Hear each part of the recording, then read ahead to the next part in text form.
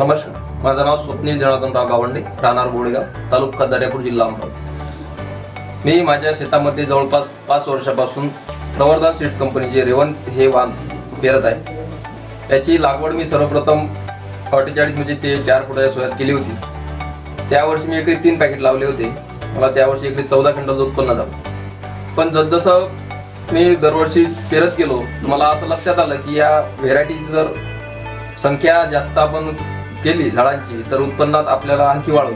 शेत कसं असो, हलकं असो की भारी असो, याच्यात उत्पन्नाची हमी हमखास आहे। इतर वाणांच्या तुलनेत या व्हेरायटीचा एक विशेष बाब अशी आहे की हे वेचणी हलकी जाते, त्यामुळे जे मजूर वर्ग आहे ते आपल्या शेतामध्ये त्यांना जास्त विचारावं लागत नाही, ते आवडीने आपल्या शेतात येतात। त्यामुळे या कापसाचे वजन साईज जास्त आहे आणि विशेष एक वैशिष्ट्य असं आहे की जे बोंडांची साईज आहे ती अशी जवळजवळ आहे आणि ब्रांचिंग मुळापासून होते, त्यामुळे याला माल लवकर कव्हर होतो आणि 1-2 वेचामध्ये चांगल्या प्रकारे आपल्याला कापूस निघतो।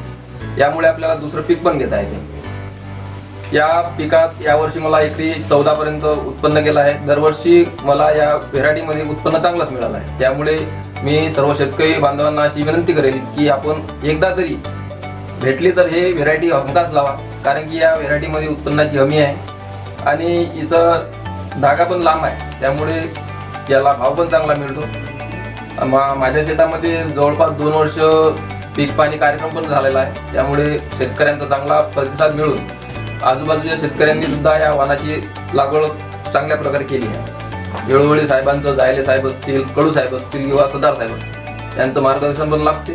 त्यामुळे मी सर्व शेतकऱ्यांना अजून नम्र विनंती करेल की तुम्ही एकदा तरी या वाणाची निवड करावी। धन्यवाद।